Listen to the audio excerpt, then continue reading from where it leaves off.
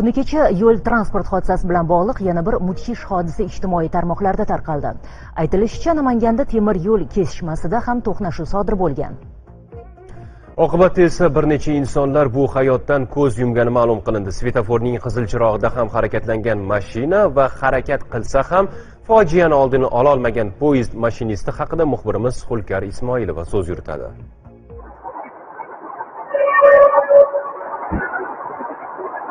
Shoshma-shosharlikmi, e'tiborsizlikmi yoki o'tib ketishga ulguraman degan tushunchami, nimadir bo'ldi, harakatlanib kelayotgan poyezd yo'lini avtotransport vositasi kesib o'tishga urindi. Oqibati esa ayanchli yakun topdi. Ijtimoiy tarmoqlarda keltirilgan xabarlarga ko'ra, mazkur holat joriy yilning 13-sentyabr kuni Chortoq va Uychi tumani bekatlari o'rtasidagi qo'riqlanmagan temir yo'l kesishmasida Gentra avtomashinasi poyezd kelayotganiga qaramay temir yo'lni kesib o'tishga uringanda sodir bo'lgan. Bu 118 kilometr, 3 soatdan perigon 118 qurilmagan kesma joyi. Bu kilometrda bu qurilma prezident ilgari oldingi avval yillarda ham shu bahs sodir bo'lgan. 5-yil ham shu sohada ishlayman. Men bizning maqsadim shu yerda mana belgi temir belgilari, keshmalari, signalizatsiya joyida qo'yilgan. Faqatgina shu yerda qo'llanadigan ahrana mana biz aytayotgandagi shagbaumlik press qilinsa, juda maqsadga muvofiq bo'lardi. Biz talabimiz xolos. Aytilishicha, mashinist tormozni bosishiga qaramay fojianing oldini olish imkoni bo'lmagan. Buning oqibatida mashina ichida bo'lgan 5 ayol va 1 bola vafot etgani keltirib o'tilgan. Xabarlarda aytilgan manzildamiz. Ayni paytda kuzatishlarimiz va o'rganishlarimiz natijasida e'tibor berdik, yo'lning har ikki tomonida ham to'xtash belgilari mavjud. Qolaversa, mana bu yerda agarda avtomobil yo'lda, ya'ni temir yo'lida qolib ketadigan bo'lsa, belgilangan raqamlarga qo'ng'iroq qilinishi so'ralgan. Biz hozir shu raqamlarga qo'ng'iroq qilib ko'ramiz. Shunda sizlar qaysi ma'noda bir yordam ko'rsatasizlar? Mas'ul shaxslar borda, mas'ul darojni mas'ul deyiladi, o'sha uchastkani javob beruvchi shaxs bo'ladi, o'shalarni tanishdi.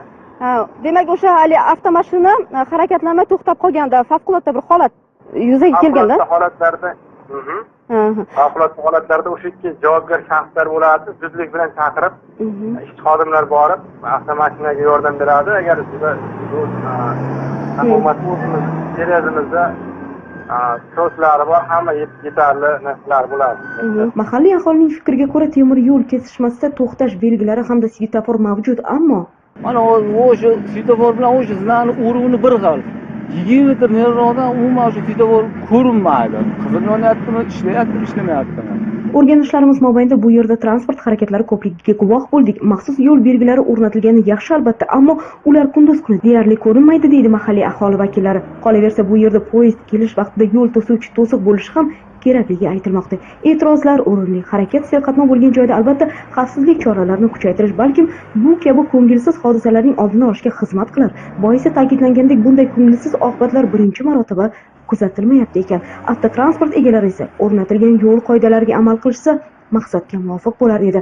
Ammo hokimlik mas'ullari, tegishli mutasaddilar vaziyatni nazoratga olishmas ekan, birgina yo'l belgilari va svetofor sodir bo'lishi mumkin bo'lgan baxtsiz hodisalarning oldini olmasligini jarayonning o'zi ko'rsatib turibdi. Bu kun Xulkar Ismoilova, Namangan.